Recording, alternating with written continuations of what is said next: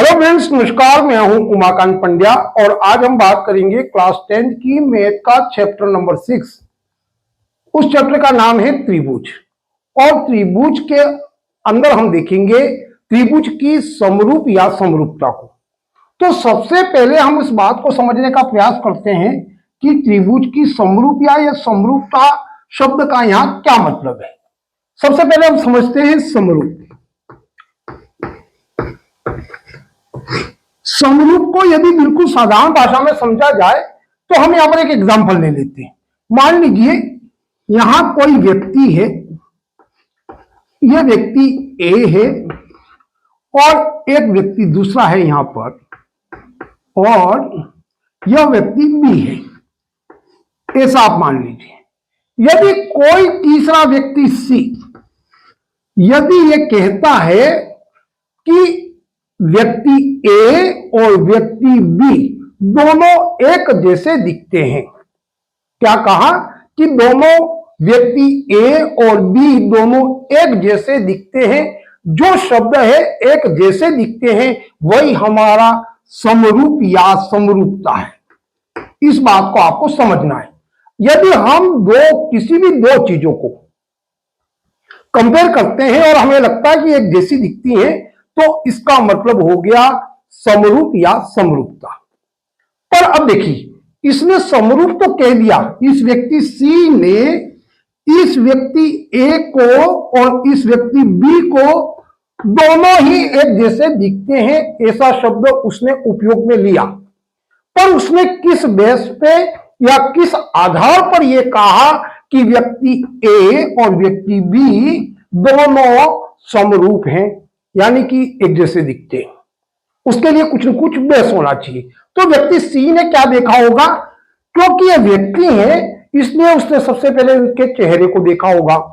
चेहरे पर भी आप देख सकते हैं, उसकी आंखों को देखा होगा कि दोनों की आंखें एक जैसी हैं, नाक भी दोनों की एक जैसी दिखती होगी, कान एक जैसे होंगे, होंठ एक जैसे होंगे। उसने बहुत सारे इनके भागों को, अंगों को देख करके इसी व्यक्ति ने तय किया कि ए और बी व्यक्ति दोनों हैं, वो दोनों समरूप हैं या दोनों एक जैसे दिखते हैं। पर यदि हम यहां पर किसकी बात कर रहे हैं या किसी व्यक्ति की बात नहीं कर रहे, हम यहां पर बात कर रहे हैं बहुभुज। पहले तो एक शब्द आएगा, पहले त्रिभुज से पहले मेरी बात को बहुत अच्छे से समझ लीजिए। त्रिभुज की बजाय मैं एक शब्द का उपयोग कर रहा हूं यहां पर, पहले उसको समझ लीजिए। वो शब्द है बहुभुज। पहले इस बात को समझिए कि बहुभुज क्या होता है। बहुभुज किसको कहते हैं? बहु का मतलब आप अधिक भुजाओं वाला। अब कितनी अधिक भुजाओं वाला हो सकता है उसको हम देखते हैं। यहां देखिए, यदि भुज का मतलब भुजा, भुजा किसको कहेंगे? यदि मैंने एक लाइन खींची यहां पर, क्या यह कोई भुजा है? क्या इसको भुजा कहा जा सकता? नहीं, यह आपकी गणित की भाषा में भुजा नहीं है। चाहे तो आप इसको रेखाखंड कह सकते हैं या फिर रेखा कह सकते हैं। यदि मैं इस तरह से कर देता तो यह रेखा हो जाती, और यदि टुकड़ा लिया होता तो रेखाखंड होती। यह अभी भुजा नहीं है। यदि मैं यहां पर एक बिंदु से कुछ दो इस प्रकार की रेखाएं खींच दूं या कह दीजिए किरण खींच दूं इस बिंदु से, तो ये दोनों बिंदु क्या अभी भुजा है? क्या नहीं। एक ही बिंदु से निकलने वाले दो जो इस प्रकार के पार्ट है, रेखा है, वो एक कोण का निर्माण करती है। इसको कहते हैं कोण। अभी भी हमारे पास में भुजा वाला शब्द नहीं आया है। भुजा कब आएगी वो देखिए। अब यहां मेरे पास में दो रेखाएं कुछ इस प्रकार से, यदि मैंने इसके अंदर तीसरी भुजा खींच दी इस तरीके से, और ये क्या बन गई? एक बंद आकृति। अब आप बताइए बंद आकृति कौन सी है? यह बंद आकृति होगी आपके पास में त्रिभुज। ये जो त्रिभुज है वो बहुभुज है। त्रिभुज को हम बहुभुज कहेंगे क्योंकि ये भुजा है। यदि आप इसका नाम रखते तो आप क्या बोलते? A B C. इसमें तीन भुजा होगी, कौन सी? ए बी, बी सी और ए सी। जबकि यहां पर भुजा नहीं है, ए बी आप इसको भुजा नहीं कहेंगे, यह आपका रेखाखंड या रेखा होगी। जबकि यहां पर ये दोनों जो है वो भी आपकी भुजाएं नहीं होंगी, ये आपकी किरण होंगी। किरण ए बी आप ए सी कह सकते हो आप। तो यह कोण बनाती है। जब कभी भी तीन भुजाएं मिलकर के एक बंद आकृति का निर्माण करती हैं, और वो बंद आकृति आपके पास में गणित के हिसाब से कौन सी है? त्रिभुज। सबसे छोटा बहुभुज गणित की भाषा में यदि बात की जाए तो आपका सबसे छोटा बहुभुज जो होगा वो होगा त्रिभुज। इसके बाद त्रिभुज के बाद में चतुर्भुज है आपके पास में, हो सकता है आपके पास में पंचभुज हो, यह सभी बहुभुज कहलाते, चाहे चतुर्भुज हो चाहे पंचभुज हो, ये सभी आपके क्या कहलाएंगे? बहुभुज। जैसे हम सभी जीव हैं तो सजीव हैं, तो हम इसको कह सकते हैं ये सभी जीव है। पर जब अलग अलग नामों से देखा जाता है, जैसे इसको त्रिभुज, चतुर्भुज और पंचभुज, पर रियल में एक शब्द में बात की जाए तो ये सभी आपके बहुभुज का उदाहरण होंगे, ये सभी बहुभुज है। और इसी बहुभुज को इसने समझाया क्योंकि आपको जब त्रिभुज की ही समरूपता को जब समझने की आवश्यकता होगी तब आपको इस बहुभुज शब्द का प्रयोग किया जाएगा। इसलिए मैंने आपको बहुभुज को बहुत अच्छे से समझा दिया है और आशा करता हूं आपको समझ भी आ गया होगा। अब देखिए, अभी अभी हमने बात करी दो व्यक्तियों की, ए और बी दोनों एक जैसे दिखते हैं। बस यहां पर भी हमें क्या करना है, हमें भी त्रिभुज जो है, कितने त्रिभुज होंगे? जब भी आप समरूप या समरूपता की बात करेंगे तो आपके पास में दो त्रिभुज होंगे, तभी तक कंपेयर करेंगे कि एक जैसे दिखते हैं या नहीं दिखते। एक अकेले का कंपेयर करके तो आप बता नहीं सकते कि ये समरूप है, तो हमें दो त्रिभुज लेने होंगे। मान लीजिए मैंने यहां पर दो त्रिभुज ले लिए, इस त्रिभुज का नाम ए बी सी और आपका ये छोटा त्रिभुज जो आपके पास में है डी ई एफ। अब किसी को पूछा जाए क्या ये दोनों त्रिभुज एक जैसे दिखते हैं, या फिर दूसरा शब्द हम उपयोग गणित की भाषा में लेते हैं, तो क्या दोनों समरूप है? आप कैसे कह पाओगे कि दोनों त्रिभुज हैं वो एक जैसे दिखते हैं? न तो ये व्यक्ति हैं। पहला उदाहरण जब हमने लिया तो हमने दो व्यक्तियों का उदाहरण लिया, तो हम उसका चेहरा देख पाए, उसकी आंखें देख पाए, नाक देख पाए, कान देख करके उसके चेहरे को देख करके हमने कह दिया हाँ दोनों एक जैसे दिखते। पर अब यहां व्यक्ति नहीं है, यहां पर बहुभुज है, यहां आकृति आपके पास में त्रिभुज। तो इन त्रिभुजों को समरूप कहने के लिए हमें क्या करना होगा? तो हमें पता है इसके पास में कान नाक आंख तो नहीं है, पर हमें पता है ए बी इसकी भुजा है, बी सी भुजा है, ए सी भुजा है, ये इसके अंग हो गए। और इसके साथ ही इसके कोण भी हो गया, कोण ए, कोण बी, कोण सी। इसी प्रकार से इसमें भी भुजाएं डी ई, डी एफ और ई एफ। ये क्यों कह रहा हूं? क्योंकि जैसे व्यक्ति के आंख नाक कान अंग होते हैं, वैसे ही त्रिभुज की भुजाएं और इसके पास कोण होते हैं। और ये बात सभी बहुभुजों के पास होती है, चाहे वो चतुर्भुज हो या पंचभुज हो, उसके पास क्या होगा अंग के रूप में? एक तो भुजा होगी और कण होगी। और इसी के आधार पर हमें पता लगाना होता है कि क्या ये दोनों त्रिभुज समरूप है या नहीं। समरूप के लिए, इस शब्द के लिए गणित के अंदर हम इस प्रकार के सिंबल का उपयोग करते हैं। आपको याद रखना, इसका मतलब हो गया समरूप, ये नई भाषा हो गई आपके लिए। और यदि इसके नीचे आपने डंडा कर दिया तो ये आपकी गणित में होती है सर्वांग समता। पर अभी हमें सर्वांग समता की जरूरत नहीं है, अभी हमें जरूरत है सिर्फ समरूप के लिए। तो जब भी ऐसा कुछ आए तो इसको कहेंगे हम समरूप। अब समझिए कि दो त्रिभुज कब समरूप होंगे, क्या उनकी भुजाओं को और कोणों को हम किस प्रकार से देखेंगे, उस पर चर्चा कर लेते हैं। अब देखिए, समरूप होने के लिए क्या शर्त आवश्यक है, या कह दीजिए समरूप या समरूपता किसको कहते हैं, उसको आप समझिए। यहां क्या लिखेंगे, यदि परिभाषा के रूप में लिखना है तो लिखेंगे यदि दो बहुभुज, मैंने कहा बहुभुज शब्द का उपयोग किया, त्रिभुज भी हो सकता है, चतुर्भुज हो सकता है, पंचभुज हो सकता है। यदि दो बहुभुज, और बहुभुज में फिर कह रहा हूं त्रिभुज त्रिभुज से ही कंपेयर होगा तभी हम कहेंगे समरूप है। यदि त्रिभुज के अलावा हमने एक त्रिभुज लिया, चतुर्भुज लिया, तो छोटा बच्चा भी ये बता देगा कि ये दोनों समरूप नहीं है, क्योंकि उसकी चार भुजाएं, उसके अंदर चार कोण है। वो बहुत सिंपल सी बात है कि अगर दो आकृतियां अलग हैं तो वो कभी समरूप नहीं होंगी। पर यदि समान आकृतियां हैं या दोनों बहुभुज एक जैसे हैं तब कैसे पता लगाएंगे, उसकी बात कर रहे हैं। तो यहां देखिए क्या कहा, यदि दो बहुभुजों, क्योंकि भुज नहीं, दो बहुभुजों के कोण बराबर हो तथा संगत भुजाएं समानुपाती हो।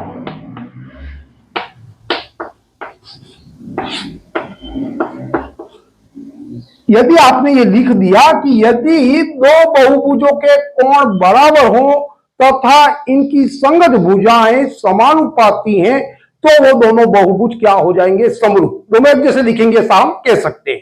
अब इसको भी हम समझेंगे, पर अब मूल रूप से आपको याद क्या रखना है कि दो बहुभुज जो होंगे, जो भी आपके पास में हो सकता है, वो त्रिभुज हो सकता है, चतुर्भुज हो सकता है, पंचभुज हो सकता है।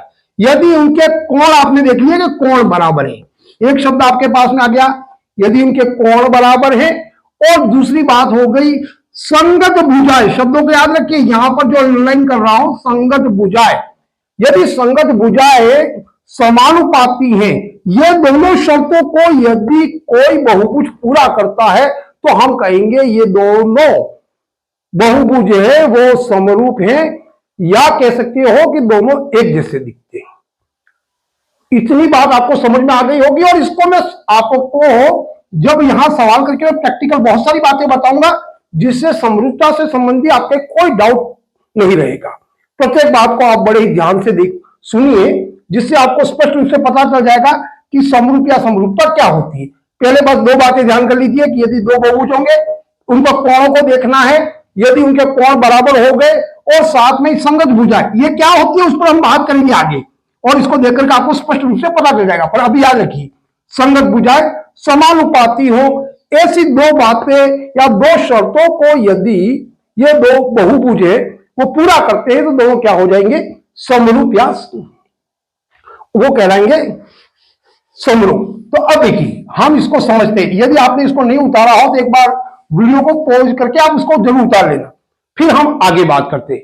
अब यहां देखते त्रिभुज। यह बहुत ही महत्वपूर्ण बहुभुज है और दूसरों से अलग भी है। ऐसा क्यों कह रहा हूं? जब मैं यहां पर बात करूंगा तो आपको पता चलेगा कि मैं दूसरे बहुभुजों से इसको अलग क्यों रख रहा हूं, उसके बारे में भी हम बात कर लेते हैं। अब देखिए, क्योंकि हमको यह त्रिभुज पढ़ना है तो सिर्फ हम त्रिभुज की बात करेंगे। मान लीजिए आपके पास में ये कोई त्रिभुज है ए बी सी, और आपके पास में एक दूसरा त्रिभुज है ये वाला, जिसका नाम है डी ई एफ। अब आप एक बात याद रखिए, जब भी आपको इस प्रकार की परीक्षा में जब दो त्रिभुज देगा तो ऐसा नहीं है कि कभी ए के बराबर डी होगा या बी के बराबर ई होगा या सी के बराबर एफ होगा। ये क्या कह रहा हूं वो बात समझिए। अभी मैं दोनों को एक समान एक बार कोण लेकर के दिखा देता हूं। मान लीजिए ये कोण मैंने ले लिया, ये कोण 40 डिग्री, ये हो गया 40 डिग्री। ये कोण ले लिया मैंने 60 डिग्री, ये कोण ले लिया 80 डिग्री। अब देखिए ये हो गया आपके पास में 60 डिग्री और ये हो गया 80 डिग्री।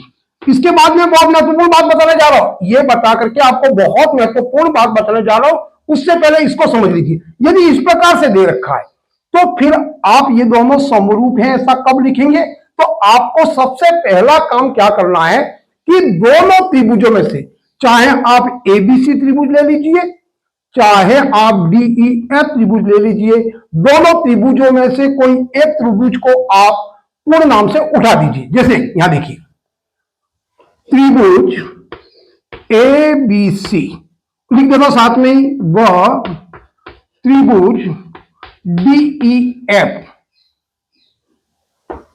में, ऐसा लिख दिया आपने। अब इससे क्या कर रहे हैं, पहले आप किसी भी एक त्रिभुज के सभी कोणों को लिख दीजिए। कौन कौन से कोण होंगे? क्योंकि इसके ए बी और सी शीर्ष हैं तो यही उसके कोण होंगे। इसका कोण होगा कोण ए, कोण बी और कोण सी। अब आपको यह देखना है कि इन त्रिभुजों के कोण ए के बराबर इस त्रिभुज में कौन सा कोण है। यह बात इसलिए बता रहा हूं क्योंकि हमेशा ऐसा नहीं रहेगा आपके त्रिभुज में कि ए के बराबर ही डी रहेगा, ऐसा हमेशा नहीं होगा। तो उस स्थिति में आपको क्या करना होगा और इसको कैसे करेंगे ये समझना आपके लिए बहुत महत्वपूर्ण बात होगी। मैं इसको इसके बाद में बात करूंगा। अब देखिए कोण ए के बराबर क्या है, यहां हो गया आपके पास में कोण डी। बी के बराबर कौन हो गया, कोण ई, क्योंकि 60-60 आपने लिख दिया। यहां सी के बराबर में कौन है, तो आपने कोण 80-80 है तो आपने लिख दिया कोण एफ। अब ये नामकरण करने की विधि है। अब आप याद रखिए, नामकरण बहुत इंपॉर्टेंट शब्द है, नामकरण। अभी तो क्योंकि ये सिंपल सा आपके एक जैसे ही कोण दे रखे हैं, तो इसका नाम आप देखिए कैसे लिखोगे, ए बी सी। तो लिखोगे त्रिभुज ए बी सी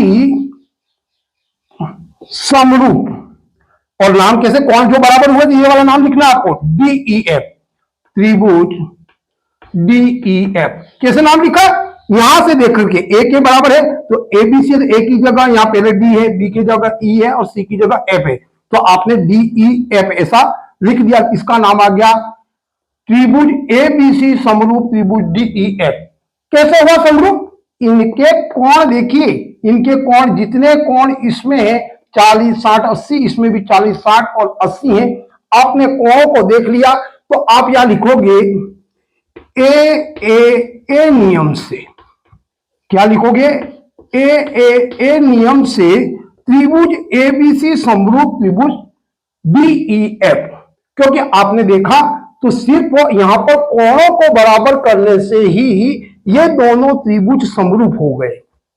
पर जब आप दूसरे बहुभुजों की जब बात करते हैं तो सिर्फ कोण बराबर होने पर कभी भी दोनों त्रिभुज समरूप नहीं होंगे, ये बात याद रखिए। मैं यहां क्या कह रहा हूं, सिर्फ त्रिभुज ऐसा बहुभुज है जिसमें खाली आपके पास में, जब आपको मैंने लिखा है परिभाषा, उसमें मैंने क्या लिखा कि किसी दो बहुभुजों के यदि कोण बराबर हो और संगत भुजाएं समानुपाती हो, उस स्थिति में ही वो त्रिभुज या वो बहुभुज होगा, वो समरूप होगा। पर त्रिभुज के मामले में ऐसा नहीं है। यदि उन दोनों शर्तों में से एक शर्तों को भी यदि वो पूरा करता है तब भी वह समरूप हो जाएगा। इस बात को आप नोट कर लीजिए, सिर्फ त्रिभुज ऐसा बहुभुज है, इन दो पहले लिखी गई दो शर्तों में से किसी एक शर्तों को भी यदि पूरा करता है तो त्रिभुज स्वतः ही समरूप हो जाएगा। यह व्यवस्था दूसरे किसी बहुभुज में नहीं है, इस बात को याद रखिए। दूसरी बात, अभी महत्वपूर्ण हम क्या करने जा रहे हैं, नामकरण। अभी मैं आपको कह रहा हूं यदि इस प्रकार का लिखा हुआ है तो अभी तो क्योंकि ए के बराबर डी था तो ये नाम त्रिभुज एबीसी समरूप डीई एफ ऐसा लिख दोगे, और वो लिख दोगे क्योंकि ए नियम से। पर हमेशा ये वाला नाम नहीं आएगा। यदि आपने हमेशा ही ये लिख दिया तो आपका सवाल होगा वो गलत हो जाएगा। कैसे, उस बात को आप यहां समझिए। अभी यहां पर मैं इस कोणों को चेंज कर देता हूं। यहां आपके जो अभी जो कोण लिखे हुए हैं, अब देखिए, मैं यहां जो 40 लिखा हुआ है वहां मैं लिख देता हूं 80 डिग्री, 60 लिखा है वहां लिख देता हूं मैं 40 डिग्री, और जहां 80 लिखा हुआ है वहां लिख देता हूं मैं 60 डिग्री। अभी भी देखिए, इन दोनों त्रिभुजों के जो कोण है वो बराबर है। यहां 40 डिग्री है, यहां 40 डिग्री है, यहां 60 है, यहां 60 है, यहां 80 डिग्री है, तो यहां भी 80 डिग्री है। अब भी दोनों त्रिभुज समरूप होंगे, पर अब की बार में जब आप लिखोगे तो त्रिभुज एबीसी समरूप डीई एफ नहीं होगा। यदि ऐसा आपने कर दिया तो आपकी जो समरूपता का जो नियम है या आप जो समरूप का सवाल हल करोगे वो आपका बिल्कुल गलत हो जाएगा। इसके लिए क्या करना होगा, पुनः वही बात, दोनों त्रिभुजों का आपने नाम लिख दिया एबीसी व त्रिभुज डीई एफ ऐसा लिख दिया मैं। फिर आपने चाहे तो आप इसके सभी कोणों को लिख दीजिए एक बार में सीधे, चाहो तो आप इसको लिख दीजिए पूरे कोणों को एक बार। दोनों में से किसी भी एक त्रिभुज को चयन करके सीधे कोण उतार लीजिए, और फिर आप क्या करो, इस कोण के बराबर में कौन सा कोण है उसको लिख दीजिए। अब देखिए यहां पर पहले वाली व्यवस्था नहीं रही, अब ए के बराबर डी नहीं है। अब देखिए कोण ए 40 डिग्री है, तो अब देखिए इसमें कोण ई है वो 40 डिग्री है, तो फिर आपको लिखना पड़ेगा कोण ए बराबर कोण ई। अब देखिए कोण बी कितना है, 60 डिग्री। अब आपको यहां से मिलाना होगा क्योंकि आपने एक के पूरे कोण को उतार लिया। कोण बी 60 डिग्री है तो यहां देखना होगा कौन सा कोण है, कोण एफ है वो 60 डिग्री है, तो आप यहां लिखोगे कोण एफ। कोण बी बराबर कोण एफ, और कोण सी के बराबर कोण सी 80 डिग्री है, तो यहां कोण आपका हो जाएगा कोण डी। अब ये जो नामकरण होगा अब ए नियम से, क्योंकि तीनों कोण बराबर है, उस स्थिति में, क्योंकि मैंने कहा एक ऐसा बहुभुज है सिर्फ कोणों के बराबर होने की स्थिति में भी ये दोनों समरूप हो जाएंगे, तो आप कहोगे ए नियम से त्रिभुज ए बी सी समरूप डी ई एफ नहीं कहेंगे। अब देखिए इसकी जगह क्या लिखेंगे, इसकी जगह हम लिखेंगे त्रिभुज। अब नामकरण यहां से पता चलेगा क्या नाम होगा, पहले डी ऊपर आएगा, डी ई और एफ आएगा क्रम से, इसलिए आपने डी ई एफ लिखे दिया। अब की बार में क्या रहा, ई एफ डी। अब आप समरूप की जगह लिखोगे ए नियम से त्रिभुज ए बी सी समरूप त्रिभुज ई एफ और यहां से लिखोगे डी। अब ये दोनों समरूप होंगे। यह बहुत महत्वपूर्ण बात है, नामकरण में आपको कोणों को बराबर करना है, किसी एक त्रिभुज के कोणों को लिख देना है और दूसरे त्रिभुज के कोणों को आपको बराबर करना है। यह बात यदि आप नामकरण करना सीख गए, अब आप लिखोगे कि त्रिभुज एबीसी व डीई एफ में ए नियम से त्रिभुज एबीसी समरूप ई एफ हो जाएगा, जबकि नाम भले यहां डीई एफ लिखा हुआ है पर समरूप की जगह लिखोगे ई एफ डी। यह होगा आपके समरूप, और समरूप के लिए आपको बता दिया यह सिंबल है और इस सिंबल का आपको उपयोग करना है। अब दूसरी बात देखिए, ए नियम तो आपको कभी कभी ए नियम कह दो तो भी कोई पूरी बात नहीं है, क्योंकि यदि दो कोण बराबर है, मान लो 40 और 60 है, इसमें भी आपको 40 और 60 मिल गए, दो कोण मिलते तीसरा कोण तो स्वतः ही बराबर हो जाएगा, क्योंकि हमें पता है कि त्रिभुज के तीनों कोणों का योग 180 डिग्री होता है, तो दो कोण बराबर होने पर तीसरा डिग्री यानी कि तीसरा कोण तो स्वतः बराबर हो जाएगा। तो यदि आपको दो कोण भी त्रिभुज के अंदर बराबर मिल जाए तब भी आप उसको समरूप कह सकते हैं, और यह व्यवस्था सिर्फ और सिर्फ त्रिभुज के अंतर्गत है। और इसके अंदर आपको क्या सीखने की जरूरत है वो देखिए, एक तो आपके पास में आ गया कोणों से आप बराबर कर लोगे, दूसरा शब्द कहा था मैंने संगत भुजाएं समानुपाती होनी चाहिए। अब भुजाओं को कैसे लिखेंगे वो भी बहुत महत्वपूर्ण बात है, आप सीधी सीधी भुजाओं को नहीं लिख सकते। यदि आपने सीधा सीधा लिख दिया तो आपका जो समरूपता का जो सवाल है या आप जो सीख रहे हो वो गलत हो जाएगा। उसको कैसे लिखेंगे देखिए, अब यहां पर भुजाएं आपको यहां जो समरूप दे रखा है यहां से आपको भुजाएं नहीं उठानी है, ए बी सी और डी ई एफ से आपको भुजाएं नहीं उठानी है, जहां समरूप हो गया वहां से आपको भुजाएं उठानी है। और वो भी कैसे उठानी है, आप किसी भी एक त्रिभुज की पहले सभी भुजाओं को लिख दीजिए। मान लो मैंने ए बी सी लिया, कैसे लिखेंगे, सबसे पहले भुजा कौन सी होगी, ए बी, यहां से देखेंगे हम ए बी, तो आप यहां लिखोगे ए बी। और दूसरी बात याद रखिए, यदि इसको ऊपर लिख रहे हैं तो सभी भुजा आपके ऊपर आएंगी। इसके बाद ए बी के बाद में एक लेटर को छोड़ दीजिए, इसके आगे का लेटर को देखिए, इसके आगे लेटर कौन सा हो गया, बी सी, तो दूसरी भुजा आपके पास में हो जाएगी बी सी। तीसरी भुजा कहां होगी, फिर एक लेटर को छोड़ दीजिए, सी लिखा, सी के बाद में कोई लेटर नहीं, तो आपको पुनः लौट करके एक ही तरफ आना है, तो आप इसको कह सकते हो सी ए, या फिर आप चाहे तो इसको नाम लिख सकते हो ए सी। यदि आपको ए सी अच्छा लगता है तो आप ए सी लिख दीजिए, चाहे तो आप सी ए लिख दीजिए, कोई गलत नहीं होगा, ये आपने लिख दिया। फिर क्योंकि हमने क्या कहा, भुजाओं को, संगत भुजाओं को समानुपाती लिखना है, क्या करना है, संगत भुजाओं को समानुपाती लिखना है। भुजाएं संगत कौन कौन सी होंगी वो हमें यहां इसकी समरूपता से पता चलेगा कि इसके ए बी की संगत भुजा कौन सी है, अभी वो हमें यहां से आपने जो किया ये वाला समरूप उसी से पता चलेगा। देखिए ए बी समरूप कौन सी हो जाएगी, संगत भुजा, ए बी की जो समानुपाती संगत भुजा यहां से पता चलेगी ये होगी आपके पास में ई एफ। आप यहां से उठाएंगे ई एफ, ई एफ। अब बीसी के लिए कौन सी उठाओगे, यहां से भुजा दूसरे में ई एफ हो गया, एक लेटर छोड़ दिया एफ डी। आपको कहीं देखने की और जरूरत नहीं, यहां से आपको पता चल जाएगा कि ये संगत भुजा है एफ डी। तीसरी भुजा कौन सी हो जाएगी, क्योंकि ये दोनों छोड़ दिया, डी के बाद कोई नहीं, पुनः लौट के ई की तरफ आएंगे, आप चाहे तो ई डी लिख दीजिए चाहे तो डी ई लिख दीजिए। आप इसको डी ई लिखे चाहे ई डी, क्योंकि आपने पहले ए पहला वाला लेटर लिया, भी लीजिए ई डी। ये आपके पास में समानुपाती संगत भुजाओं को लिखने का एक तरीका है। आपको यहां देखा करके नहीं लिखना, त्रिभुज एबीसी और डीई एफ में कोण आपने कौन कौन से है वो बराबर किए और समरूपता कुछ अलग दिखाई, और इसी समरूपता के आधार पर आपको यहां संगत भुजाएं दिखानी है। यह संगत भुजा इसकी बराबर हो गई या समानुपाती होगी। क्या कहा गया है कि किसी भी बहुभुज के अंदर उनकी संगत भुजाएं तो संगत भुजा कौन सी, ए बी और ई एफ। देखिए ये वाली भुजा यहां दिख रही है आपको, ए बी। अब आप सोचोगे कि यहाँ डी ई इसके इसके साइड में ये इसके संगत भुजा होगी, ये नहीं होगी समानुपाती। यहां से पता चलेगा ए बी की संगत भुजा कौन सी है, ए बी, तो यहां आ ई एफ। देखिए ये वाली, जबकि यहां वाली ए बी है, जबकि यहां पर ई एफ है। ये वाला आया, वो कहां से आया, यहां समरूप करने पर। यह बात यदि आपको याद रही और आपने इसको सही ढंग से कर दिया तो आप समझिए समरूपता पूर्ण होगी।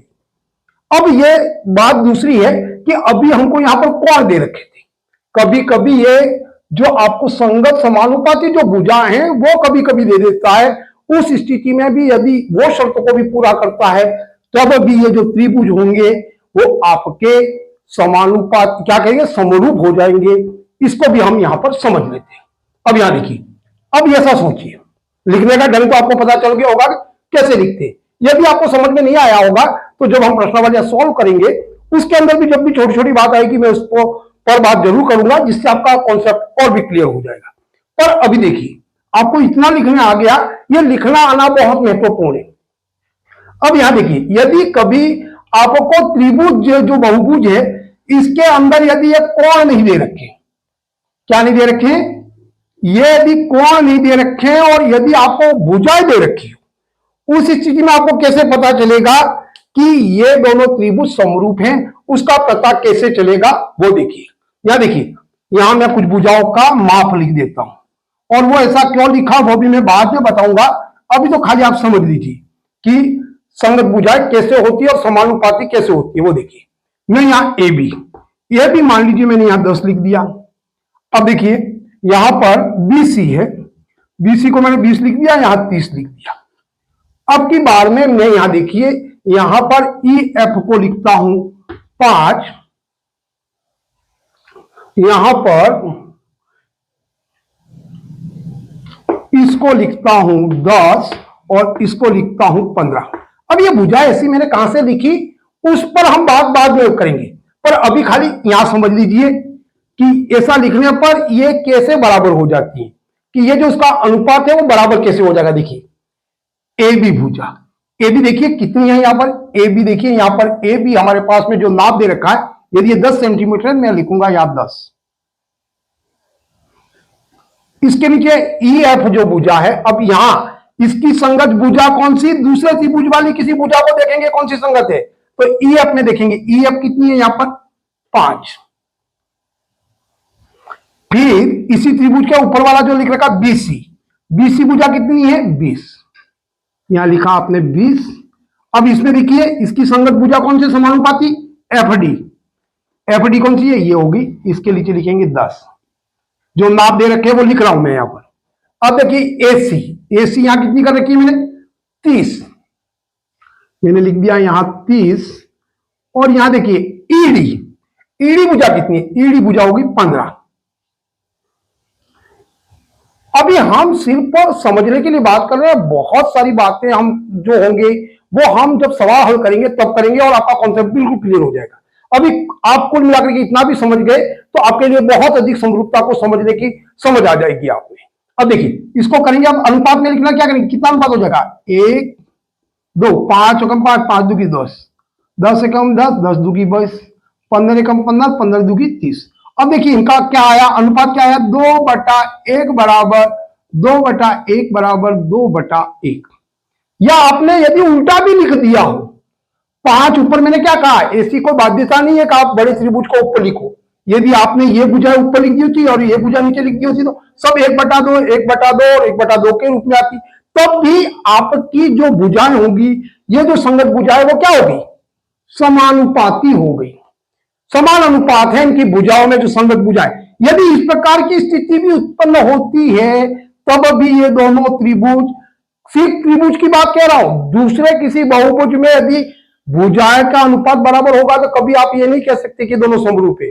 सिर्फ त्रिभुज में आप ऐसा कह पाओगे यदि दोनों शर्तों में से एक भी शर्त, या तो उसके कोण बराबर हो जाए, चाहे उसकी भुजाएं संगत भुजाएं वो समानुपाती हो जाए, दोनों में से एक भी शर्तों को वो पूरा करता है त्रिभुज, तो स्वतः ही ये दोनों त्रिभुज क्या हो जाएंगे, समरूप हो जाएंगे।